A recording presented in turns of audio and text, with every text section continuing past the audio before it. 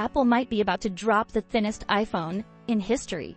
And it's not a Pro, not a Max, it's something completely different. Imagine an iPhone so slim it makes your current phone feel like a brick. And yet, it's not just about the looks. There's a twist under the hood that could flip the script on what mid-range iPhone is supposed to be. If the leaks are right, this iPhone 17 Air might be the surprise breakout hit of the year. Welcome back, viewers. James here.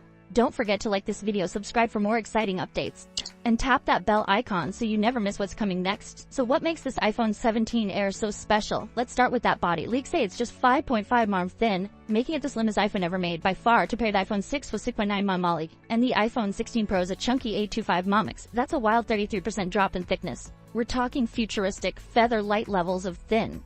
But here's where it gets even more interesting. It's not a concept or a rumor anymore. Dummy units are already out there. And the one we've seen in glossy black, honestly it looks way more premium than expected. Now, sure, thinness usually means compromise, but this one might surprise you. The iPhone 17 Air is rocking a 6.6-inch OLED display with dynamic island. And if the rumors hold true, we could be looking at promotion on 20 as on a non-Pro iPhone for the very first time. Yep, buttery smooth scrolling without paying flagship prices. Pair that with iOS 26 rumored liquid glass animations and the whole experience might just feel next level. And if you're thinking, on camera on the back, hang on a sec. Yes, it's a single 48MP shooter, but this isn't recycled hardware. It's rumored to be a brand new sensor built by Apple, potentially better than the ones in the iPhone 16 Pro. Add smart digital zoom up to 5x or even 10x, and suddenly this basic camera doesn't feel so basic. Now here's the twist under the hood. It might actually run on the same A19 Pro chip found in the Pro models, just with a slight GPU reduction. Instead of 6 GPU cores, it might have 5. Honestly, unless you're a hardcore mobile gamer, you probably won't notice a thing. And if that chip really makes it into the Air, we're looking at an ultra-slim iPhone with flagship power. That's not mid-range. That's mid-range pretending to be Pro. And then there's RAM 12GB. That's the same as the upcoming iPhone 17 Pro Max.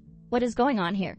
Apple is clearly blurring the lines. Suddenly, the Air feels less like a step down and more like a sidestep, especially for users who want performance without the bulk. But okay, let's talk battery, because that's where things get dicey. The iPhone 17 Air is rumored to have a 2800 mAh battery. That's smaller than the iPhone 12's likes. But Apple's not just sitting back. iOS 26 is expected to launch new adaptive battery-saving features, some say even customized just for the 17 Air. Think smarter background app handling, auto brightness tuning, and maybe even low-power haptics to conserve juice. Charging could be a game-changer too. Some leaks suggest up to 50W MagSafe charging. That's double what we're used to. And if the USB-C port supports the same or better, we're talking about charging a dead phone to 50% in under 20 minutes. That kind of speed on a non-Pro iPhone, that's new. And let's talk color vibes. Leaks hint at 4 options: black, silver, light gold, and a soft sky blue, the same dreamy finish we saw on the latest MacBook Air. Imagine pulling that ultra-thin sky blue iPhone out of your pocket. You know people are going to ask about it. Apple knows how to make color a flex. But one big change that could catch people off guard: no SIM tray. Apple's apparently going all in on eSIM globally, not just the US, everywhere. If your carrier doesn't support it yet, well, now's the time to start asking. It's happening.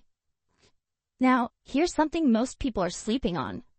The new camera control button. Separate from the action button, this could be Apple's way of bringing a DSLR-like shutter experience to the iPhone.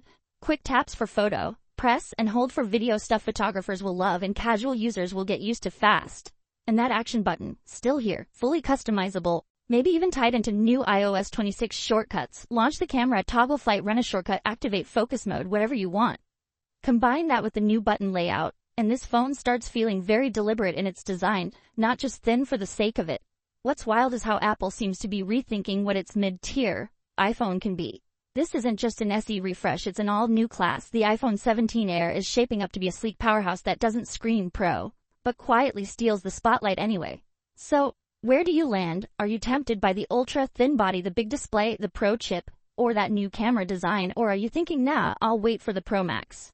Either way, this iPhone 17 Air isn't one to ignore. It might just be the sleeper hit of 2025. Drop your thoughts in the comments. I read every one.